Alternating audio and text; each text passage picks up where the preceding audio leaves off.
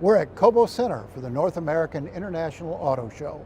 From the future of the show and how it impacts our local economy to the changes in the industry and the cars of the future. I'm Nolan Finley, along with Stephen Henderson. One Detroit is coming up.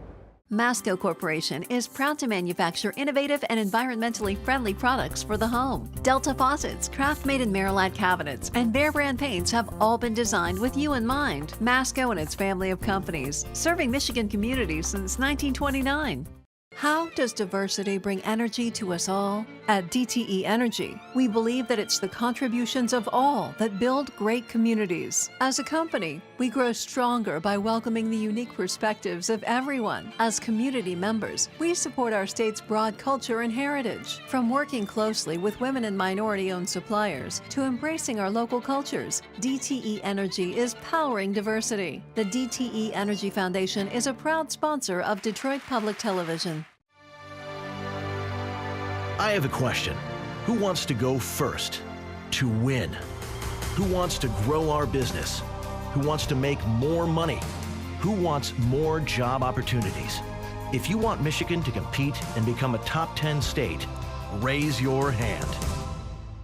Together, we've turned Michigan around and started moving forward.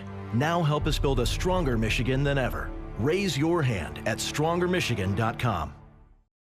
Support also provided by the John S. and James L. Knight Foundation, Detroit Journalism Engagement Fund, and the Bill and Shirlee Fox Fund for Leadership and Public Affairs Programming at Detroit Public TV.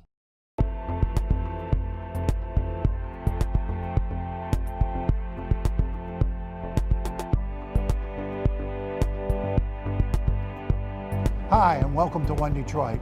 I'm Nolan Finley. And I'm Stephen Henderson. Christy McDonald is off today. We're standing among the cars and the trucks at the North American International Auto Show. The last time we will be doing this in January. Coming up, we're going to talk about the changes for the show, changes in the industry, how we view transportation, and the future of innovation. Plus, I'll talk with the chairman of next year's auto show, Doug North, about what's coming up in 2020 and how Detroit can maintain its prominence on the auto show circuit. And we're going to talk about how the show impacts business around Southeast Michigan and show you some of the highlights here on the exhibit floor. That's all coming up. Man, it is always good to be here, Steve.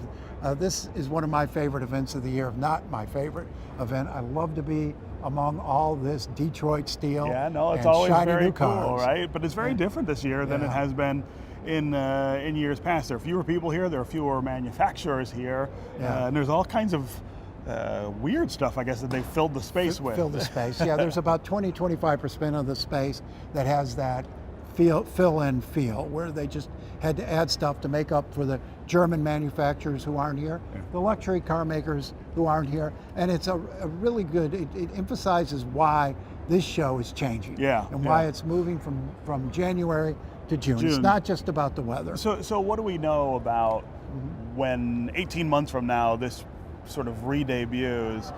What will look different? Well, it's going to be a whole different type of show. They're going to integrate it into downtown as a whole, take advantage of the June weather, and I think it won't just be here in the halls. The vision is of a automotive festival, sort of a month-long festival that ties into the Grand Prix and the Freedom Festival, make it a real tourist attraction. Because the reality is, this is not how automakers are selling cars any longer. They can reveal their new product online and in other more dramatic events and fashions. They don't need to come to the show to show off what's new and the new product. So this is going to become more of an event, more of a festival, more of a fun thing, and less about pushing cars, pushing product. Earlier this week, I spoke with the president of the Detroit Auto Dealers Association, Doug North, who will be chairman of the show next year. We talked about where the show goes from here and the risk and opportunities that come with moving it to June. Doug, what can we expect to see in 2020? How will it be different in June than it is in January?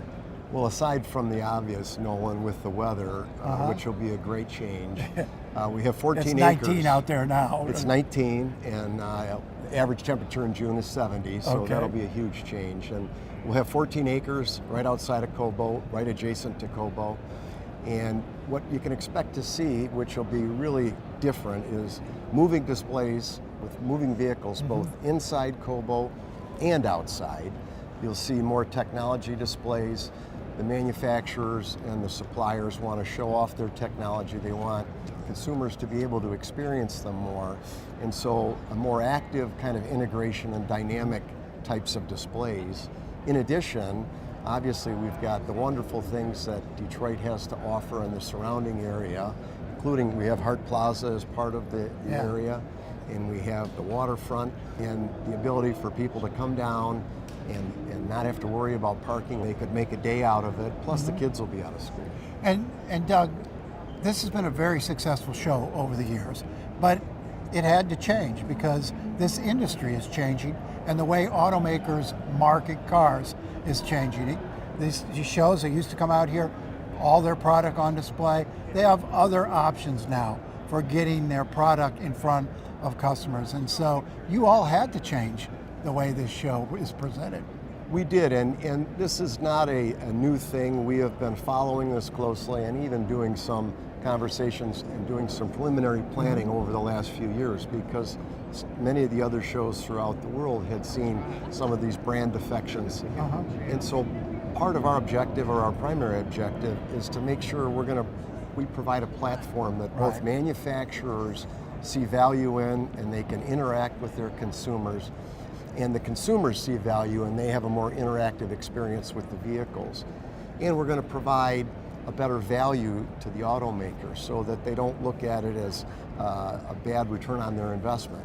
So we hope to be able to provide that kind of platform, more dynamic, more interactive, consumer friendly, as well as keeping up with what technology is doing. And you did. You had 3 German automakers pull out this year who normally would be here. You guys saw the writing on the wall. So would you expect once you get to June 2020 and you're indoor, outdoor, and you got things going on all over downtown Detroit, that you would bring most of these automakers back to the show?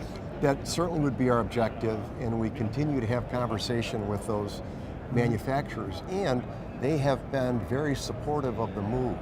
I think that we still have to have more conversation so that they can better understand the value proposition and the return on their investment. But our hope would be to create an environment that they want to be part of and that they feel they need to be part of, and that they can't, kind of a can't miss event. So what are you worried about, Doug? I mean, what are the risks? This has been, as we said, a successful show in January when there's nothing else going on in Detroit. You move it to June, all sorts of other competition for people's time and attention. What are you worried about in this transition? Well, there's all sorts of, I guess, obstacles to doing it, but we do have 800,000+ people that come through here in January, and our hope would be that given the greater environment and more flexible options that we could grow that. We're always concerned about our charity event, which is, as you know, a really important part of our show. And we have some great ideas on how that could be both an indoor and an outdoor. So perhaps we can get 20,000 people to come down instead of 12, 13, 14,000. So we have concerns, but the kids will be out of school, so it provides really a lot more opportunity for families. It's on the heels of the Grand Prix, so Detroit's mindset is certainly on cars, and from the Grand Prix it goes right into our show, and then it concludes on a Saturday, and that next Tuesday are the Ford fireworks. So it's really sort of a festival, automotive festival time in Detroit. I'm here with Erin Marquis, who is the managing editor of Jalopnik. Welcome to One Detroit. Thank you, Stephen. It's great to be here. Of course, welcome to the auto show. Let's start with your impressions of the show. This is a different show than we saw just a year ago here at Kobo. Yeah, it's a very different show. I've been working auto shows for 6 years now, and this has got to be one of the quieter shows I've attended for sure. I mean, it's partially due to so many automakers not being here this year. And that's been going on for a while, right? The foreign automakers have increasingly placed less premium on the Detroit show. Why is that true? Yeah, I think they bring a lot of big stuff to New York. They'll do a lot of big stuff in LA. The European auto shows, the Paris Motor Show, Frankfurt, those are huge with the European auto industry, obviously. But the big events at auto shows are going down not necessarily because Detroit isn't popular, but because the auto show dichotomy itself isn't popular. Is that because the industry has just found other ways to reveal and market products? Totally. Like if you're doing a reveal here at the auto show, you're paying $3 million, $4 million to get a booth. You have 20 minutes to do your reveal, and then everyone's scooting to the next reveal because they're going off every 20 minutes. If you take that $3, $4 million and rent out, say, the book Cadillac, and you do it the Friday before the show, you're the only news that day. And you're getting way more bang for your buck. And you keep everybody there and maybe feed them a little bit. And, well, that's the only way to get auto journalists. About your product. Yep. Okay, let's talk about what we're seeing here at the show. Technology is increasingly as much on display here as the autos themselves. That's very true. We've got several EV concepts that revealed. It's kind of strange though, the concepts that came out from Nissan and others, they look very similar. So there's this sort of idea, I think, in automakers' minds that this is what the future will look like, and they're all going down the same road, when really this is a time to be innovative, to experiment, and they're all doing the same thing. I can't figure it out. Yeah, and young people who are growing up at a time when cars are changing really fast and really dramatically, I think they kind of expect that there will be some daring experiments from the automakers. They want things to change fast. Well, for so long, cars and car design has been aspirational. You want to look like $1 million, and that has really meant looking like one thing. So us younger people growing up around these cars, we think we don't have any fun cars. We don't have a Volkswagen Bug or a microbus or something fun like that. They're all very aspirational, similar looking. Yeah, and at the same time, they're changing the way they think about these cars. They're going to drive themselves soon. I have 2 teenagers who have both said to me in the last year, can I wait to get my license until cars drive themselves? Something that I would never have contemplated as a 16-year-old. They're going to have to wait a long time. That's right. I said they're a little ahead of the curve there, right? Yeah. We are very hesitant on self-driving cars to say that they're 5 years down the road, 10 years. The technology is so complicated. There are so many different factors involved. Really, our aging infrastructure is a huge hindrance to self-driving cars. The cities were built around cars that people drive, and now automakers who pushed for cities to be built around their product are now having to figure out how to get cars to navigate themselves, and it's kind of a mess. Yeah. Quickly, if viewers come down here in the next few weeks, what's the one thing they have to see? I really love the GT500. Yeah. It's beautiful. If you're going to have a fun, fast, loud car, it should look like a fun, fast, loud car, and Ford really hit that out of the park. So I would say that for sure. I love that pick, a throwback pick, right? Definitely. I love the old cars. If you're a Detroiter, you know the cars, you love the old cars, and that's definitely one to see. Okay, Erin, thanks for being with us. Thank you. There's an up-and-coming automaker who's turning heads with its electric SUVs and pickups. The company is named Rivian, and its headquarters is now in the Detroit area. Although they're not here at the auto show, Daily Detroit's Sven Gustafson shows us how this upstart is getting ready to compete with the big dogs. Rivian has fashioned its headquarters from a former cash register factory operated by the Burroughs Corporation, one of Detroit's big companies from yesteryear. Here in Plymouth, about 350 employees work on zero-emissions electric vehicles. Rivian kept a low profile since launching nearly a decade ago in Florida. Now their founder and CEO, R.J. Scaringe, has something to show for it.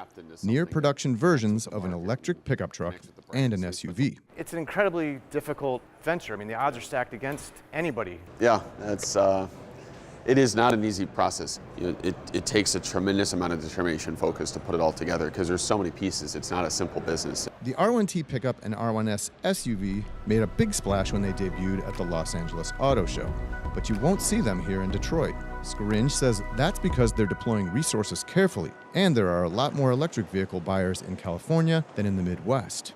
Rivian is taking pre-orders, but deliveries won't start until at least the fall of 2020. We spent a lot of time putting all those pieces together before we showed anything. We wanted to make sure that we weren't just showing an idea or showing a sketch or showing a rendering, that we were actually showing a proper vehicle, fully engineered, and had all the pieces together to deliver that. Some of the specs on these cars are incredible. 400 miles in driving range, 0 to 60 miles per hour in 3 seconds, 800 horsepower. I feel like somewhere Elon Musk had to his jaw must have dropped when he heard about this. Where'd you guys come up with all this technology? Well, to give customers a reason to pick a new type of vehicle from a new brand, we need to make something that's demonstrably better. We want to make sure that this can do everything that your truck would do. We can tow the 10,000 pounds, we can pull your trailer, we can go up a 100% grade hill, because we want you to get out and have an adventure and go see the world. Brian Gase came over from Ford almost 9 years ago. The coolest feature in my mind is our gear tunnel. And the reason I think our gear tunnel is the coolest feature is nothing like it exists on a vehicle today. At the time, we didn't necessarily know what we were going to make. We didn't know where we were going, but we, as a team, believed we could do anything. I couldn't imagine being at any other company at this point. Rivian is marketing itself as an adventure brand for outdoors lovers. Both vehicles are built for off-roading, with nifty storage solutions and other features. Little details all the way down to our indoor flashlight. Powered by the same batteries that power the vehicle. So that is so cool. Some of the things I'm seeing look like something out of Patagonia or something. Mm-hmm. How did you come to this, to come to that brand? While I'm a car guy in a sense, I'm not a traditional car guy. I'm actually an outdoor enthusiast first. I grew up skateboarding, snowboarding, mountain biking. I'm a Michigan surfer, which is a weird thing in itself. It's a little outside of the tradition here in Michigan right now, but we have a strong legacy of outdoor enthusiasm and outdoor activity here. So I think it is just naturally at home as well. So. Rivian faces steep odds to succeed in a competitive auto industry. They have to build brand recognition and deliver a vehicle that lives up to the hype. It's going to cost billions. Rivian says it has solid financial backing from its private investors and should start production later this year at a former Mitsubishi plant in Illinois. It's clear from employees that the startup doesn't lack for passion or confidence. And we're super excited to be here, but as a lifelong car enthusiast, we also wanted to build something that we were excited about and really were proud of. Speaking of electric vehicles and other innovation, I asked Paul Eisenstein of the DetroitBureau.com to join me here at the auto show to give his perspective on where the industry is headed. Take a look. We are standing in front of a model of the new Toyota Supra. Why are we standing here? The production version. The production version, yeah. Well, for one thing, it's a hot car. I don't care where they introduced it, even if they didn't do it at an auto show, this was going to make a lot of news. And at a very, very quiet Detroit auto show, this was probably the single biggest standout. Yeah. This was the hit. So they're bringing this back after how long? 21 years outside of the U.S. market, 17 years out of production worldwide. Wow, and why are they bringing it back? Well, because they think there's a market for it, but this car tells you about the grand transformation in the automotive world.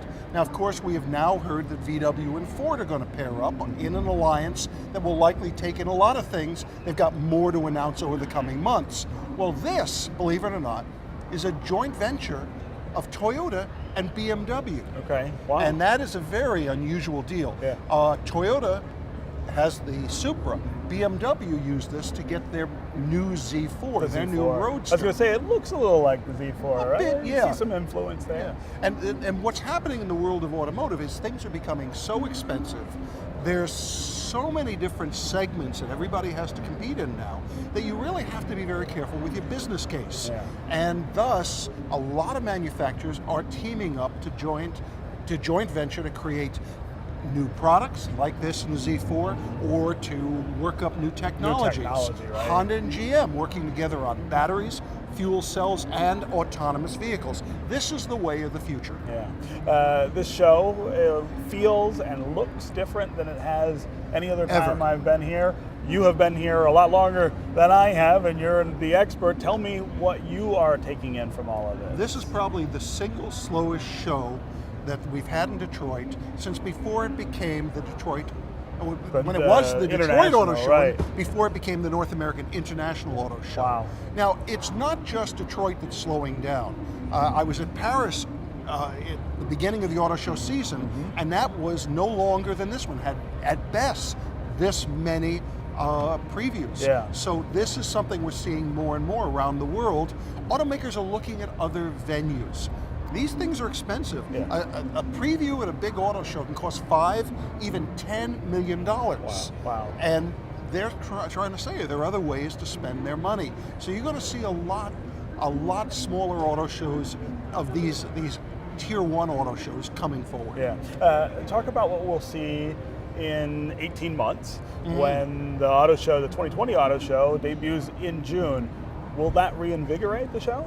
We're hoping it will. Now, I think it will definitely reinvigorate the public side of the show. Yeah. You know, this show still draws a lot of people, 800,000 folks, and so there's going to be a lot more to do. You don't have to slog through the snow. Can be outside. You might be willing to park farther away to get in here. They're going to have stuff on the roof. They're going to have stuff in Hart Plaza. They're going to connect to other events in the city, like the Grand Prix. The question will be whether they're also going to be able to bring back some of the automakers who've walked away from the show. Pulled out. Mercedes, Audi, Volvo, Mazda. I think, and again, I think you may see one or two of the Europeans return. I would hope to see Mercedes-Benz return. Yeah.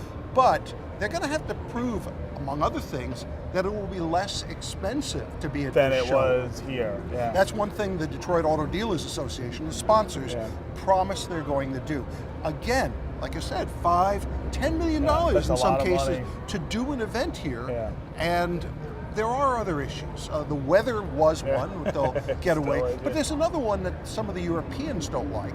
This is what you might call an X-Plan town. Yeah, right. Most people buy Detroit metal because they can get discounts, right? They have a friend or family. Right. And that's one problem. A lot of the automakers just don't sell stuff here, so they don't want to exhibit.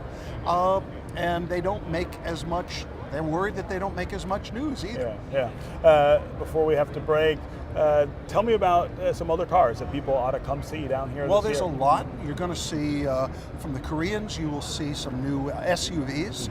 Of course, SUVs, the big story, quite literally. Right. Everybody's launching new SUVs. So the Kia Telluride, which they debuted here, Hyundai Palisade, which they're bringing here for the first time, but launched just a few months ago. I also would go to the Nissan and Infiniti stands to see two concept vehicles that are electrified and change the way cars are designed. This is critical. Not only are we likely to see tons, I mean, we're talking 20, 30, 50, 100 new electric vehicles over the next 5 to 10 years, but they will change the way they're designed. For one thing, you'll move the cab, the passenger compartment forward.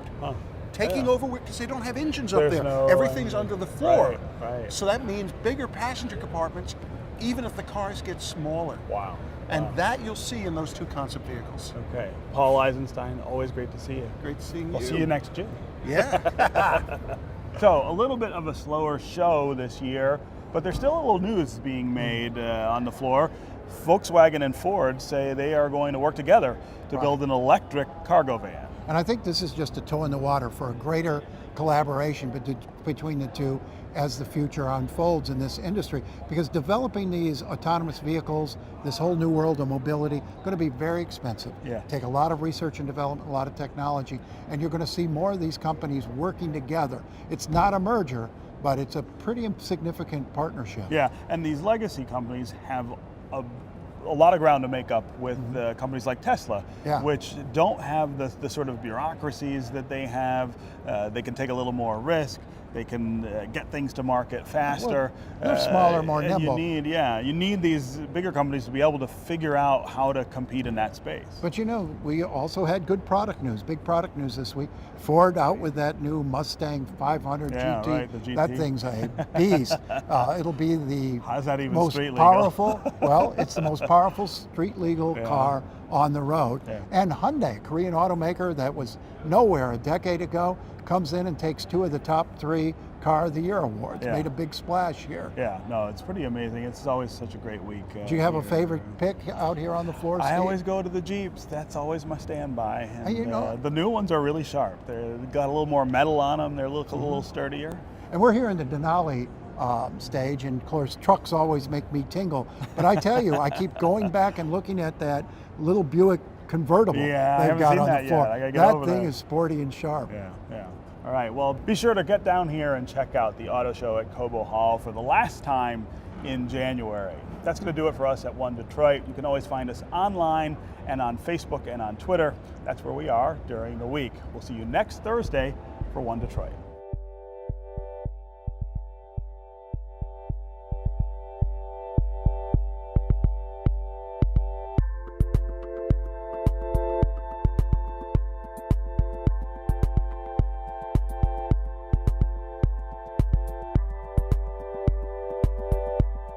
Masco Corporation is proud to manufacture innovative and environmentally friendly products for the home. Delta faucets, craft-made in Merillat cabinets, and Behr brand paints have all been designed with you in mind. Masco and its family of companies, serving Michigan communities since 1929.